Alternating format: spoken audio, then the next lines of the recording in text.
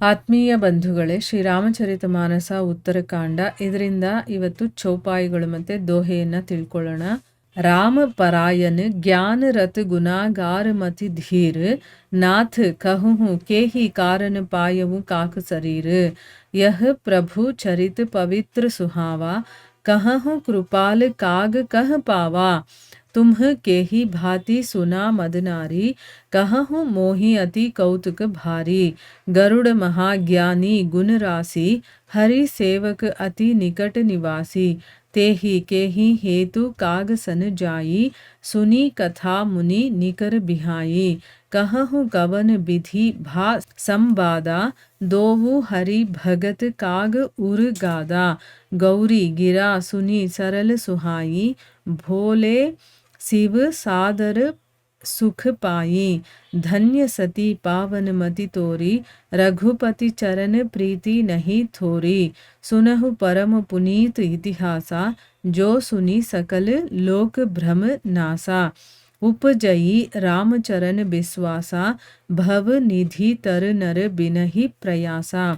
ಇವು ಚೌಪಾಯಿಗಳು ಮತ್ತು ದೋಹೆ. ಈಗ ಇದರ ಅರ್ಥವನ್ನು ತಿಳ್ಕೊಳ್ಳೋದಕ್ಕೆ ಪ್ರಯತ್ನ ಮಾಡೋಣ. ತುಳಸಿದಾಸರು ಹೇಳ್ತಾರೆ, ಪಾರ್ವತಿ ಶಿವನಿಗೆ ಹೇಳ್ತಾಳೆ, ಮನುಷ್ಯರಾಗಿ ಹುಟ್ಟಿರೋದೇ ನಾವು ಆತ್ಮ ಸಾಕ್ಷಾತ್ಕಾರವನ್ನು ಮಾಡಿಕೊಳ್ಳೋದಕ್ಕೆ.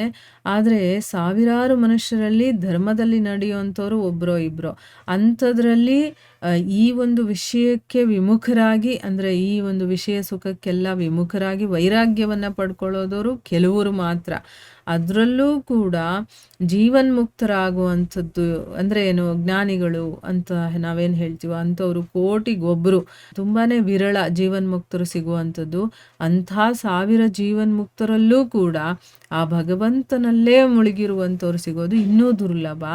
ಈ ರೀತಿ ಇದು ಎಲ್ಲದರಿಂದ ಹೊರಗಡೆ ಬಂದು ದುರಭಿಮಾನದಿಂದ ಮಾಯೆಯಿಂದ ಮುಕ್ತನಾಗಿ ಆ ಭಗವಂತನ ಭಕ್ತಿಯಲ್ಲೇ ಮುಳುಗಿರುವಂಥವ್ರು, ಲೀನವಾಗಿರುವಂಥ ಒಬ್ಬ ಜೀವಿ ಸಿಗೋದು ಅತ್ಯಂತ ದುರ್ಲಭ ಅಂತಂದಮೇಲೆ, ಕಾಕಭೂಷುಂಡಿ ಅವರು ಈ ಭಕ್ತಿಯನ್ನು ಹೇಗೆ ಪಡೆದ್ರು ಅಂತ ನನಗೆ ತಿಳಿಸ್ಕೊಡಿ ಅಂತ ಕೇಳ್ತಾ ಇದ್ದಾಳೆ. ಯಾಕಂದರೆ ಭಕ್ತಿ ಅನ್ನೋದು, ಈ ಭಗವಂತನ ಕಥೆಗಳಲ್ಲಿ ಆಸಕ್ತಿ ಇರೋದು, ಇದೆಲ್ಲ ಮನುಷ್ಯರಲ್ಲಿ ಸಿಗೋದೇ ಕಷ್ಟ ಅಂದಮೇಲೆ ಅದಿರೋದೇ ಮನುಷ್ಯರಿಗೋಸ್ಕರ.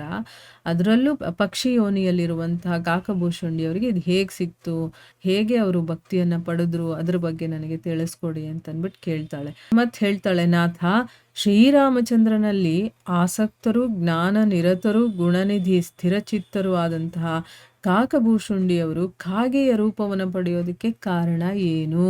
ಇಷ್ಟೆಲ್ಲ ಇವ್ರಿಗೆ ಗೊತ್ತಿದೆ ಅಂತಂದಮೇಲೆ ಅವರು ನಿಜವಾಗ್ಲೂ ತುಂಬ ಉನ್ನತ ಮಟ್ಟದಲ್ಲಿರುವಂಥವ್ರು ಅಂತ ನಮಗೆ ಗೊತ್ತಾಗುತ್ತೆ. ಆದರೆ ಅವರಿಗೆ ಕಾಗೆಯ ಒಂದು ಶರೀರ ಯಾಕೆ ಸಿಕ್ತು ಅಂತಂದ್ಬಿಟ್ಟು ಇಲ್ಲಿ ಪ್ರಶ್ನೆ ಕೇಳ್ತಾ ಇದ್ದಾಳೆ. ಮತ್ತೆ ಕೇಳ್ತಾಳೆ, ಓ ಕೃಪಾಳುವೆ, ಶ್ರೀರಾಮಚಂದ್ರನ ಈ ದಿವ್ಯವಾದ ಮನೋಹರ ಚರಿತ್ರವನ್ನು ಆ ಕಾಕಭೂಷುಂಡಿಯವರು ಯಾರಿಂದ ಪಡೆದ್ರು, ಅಂದರೆ ಅವ್ರಿಗೆ ಯಾರು ಹೇಳಿದ್ರು ಅಂತ ಅಂದ್ಬಿಟ್ಟು.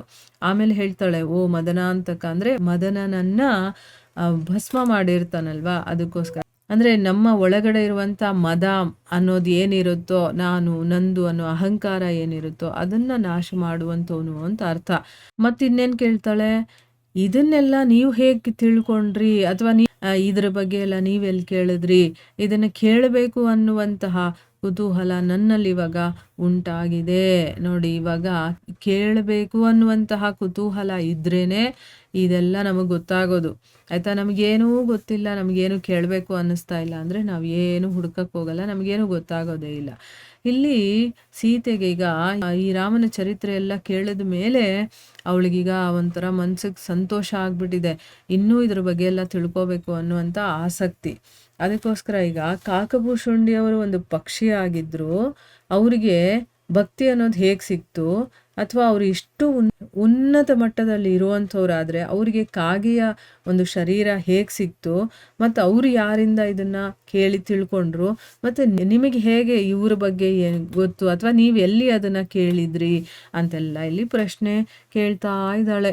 ಆಮೇಲೆ ಮುಂದುವರೆದು ಏನು ಕೇಳ್ತಾಳೆ, ಗುರುತ್ಮಂತನು ದೊಡ್ಡ ಜ್ಞಾನಿ, ಸದ್ಗುಣಗಳ ರಾಶಿ, ಹರಿಭಕ್ತ, ಶ್ರೀಹರಿಗೆ ವಾಹನ. ಅಂದರೆ ಇಲ್ಲಿ ಗರುಡನ ಬಗ್ಗೆ ಹೇಳ್ತಾ ಇರೋದು.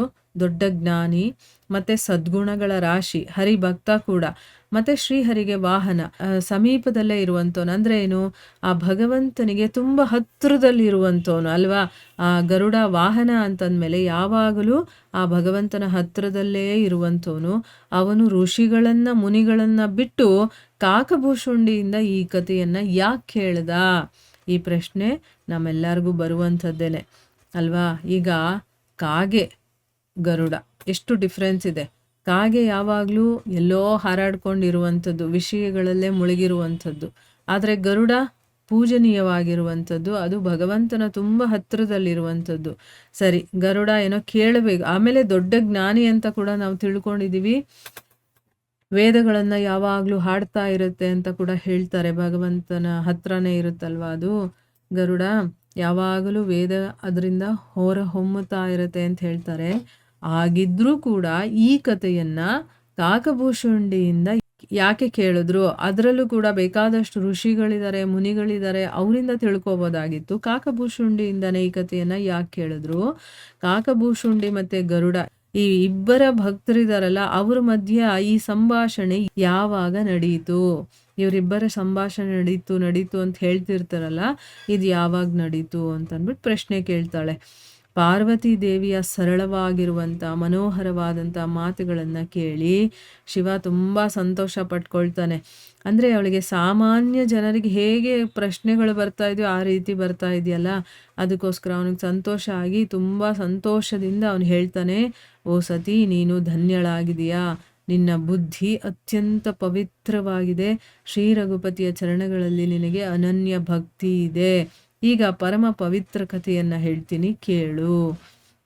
ಇದನ್ನು ಕೇಳೋದ್ರಿಂದ ದುಃಖಗಳು, ಭ್ರಾಂತಿಗಳು ಎಲ್ಲವೂ ಕೂಡ ತೊಲಗಿ ಹೋಗುತ್ತೆ. ಅಂದರೆ ಇನ್ನೂ ಅವಳಲ್ಲಿ ಇನ್ನೊಂಚೂರು ಅನುಮಾನ ಅನ್ನೋದು, ಸಂದೇಹ ಅನ್ನೋದಿದೆ ಅಂತ ಹೇಳ್ತಾಳಲ್ಲ ಅವಳೇನೆ, ಆ ಸಂದೇಹ ಅನ್ನೋದಿದೆ. ಅದಕ್ಕೋಸ್ಕರ ಅದು ಕೂಡ ದೂರ ಆಗಬೇಕು ಅಂತಂದರೆ ನೀನು ಈ ಕಥೆಯನ್ನು ಕೇಳು ಅಂತಂದ್ಬಿಟ್ಟು ಶ್ರೀರಾಮನ ಚರಣಗಳ ಕೇಳು ಅಂತಂದ್ಬಿಟ್ಟು ಹೇಳ್ತಾನೆ.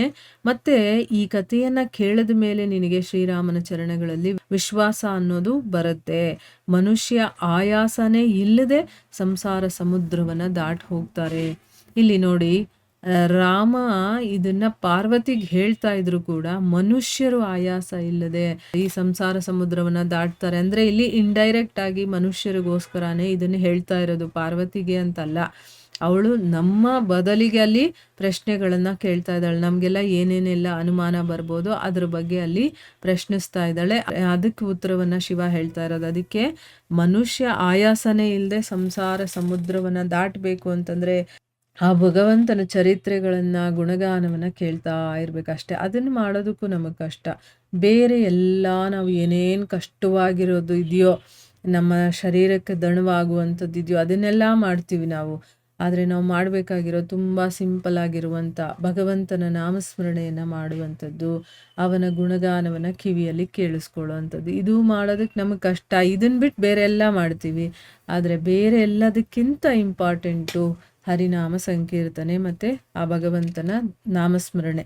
ಅದನ್ನು ನಾವು ಮಾಡೋದಿಲ್ಲ. ಅದೇ ನಮಗೆ ಬಂದಿರುವಂಥ ಒಂದು ದೊಡ್ಡ ಪ್ರಾಬ್ಲಮ್. ಅದರಿಂದನೇ ನಾವು ಈ ಒಂದು ಭಕ್ತಿಯಲ್ಲಿ ಮುಂದುವರಿಯೋದಕ್ಕೆ ಸಾಧ್ಯ ಆಗ್ತಾ ಇಲ್ಲ. ಯಾಕೆಂದರೆ ನಾವು ಮನಸ್ಸಿನ ಒಳಗಡೆಯಿಂದ ನಾವು ಮಾಡಬೇಕಾಗಿರುವ ಸಾಧನೆಯನ್ನು ಬಿಟ್ಟು ಹೊರಗಡೆ ಇರುವಂಥ ಸಾಧನೆಗಳು ಬೇಕಾದಷ್ಟು ಮಾಡ್ತಾ ಇದ್ದೀವಿ. ಯಾವಾಗ ನಾವು ಒಳಗೆ ಹೋಗೋದಿಲ್ವೋ ಅಲ್ಲಿವರೆಗೂ ನಾವು ಮುಂದುವರಿಯೋದಕ್ಕೆ ಸಾಧ್ಯ ಇಲ್ಲ. ಅದಕ್ಕೋಸ್ಕರನೇ ಆದಷ್ಟು ಭಗವಂತನ ಲೀಲೆಗಳನ್ನು, ಭಗವಂತನ ವಿಚಾರಗಳನ್ನು ಕೇಳ್ತಾ ಇರಬೇಕು. ಕೇಳ್ತಾನೆ ನಮ್ಮಲ್ಲಿ ಎಷ್ಟೊಂದು ಚೇಂಜಸ್ ಆಗೋದನ್ನು ನಾವೇ ಗಮನಿಸ್ತೀವಿ. ಆಯಿತಾ? ಅದೆಲ್ಲ ನಮ್ಮ ಅನುಭವಕ್ಕೆ ಬರಬೇಕು ಅಂತಂದರೆ ನಾವು ಆದಷ್ಟು ಮೈಯೆಲ್ಲ ಕಿವಿಯಾಗಿ ಕೇಳಿಸ್ಕೊಳ್ಳೋದನ್ನು ಕಲಿಬೇಕು. ಸೊ ಇಲ್ಲಿಗೆ ನಾವು ನಿಲ್ಲಿಸೋಣ. ಹರೇ ಕೃಷ್ಣ.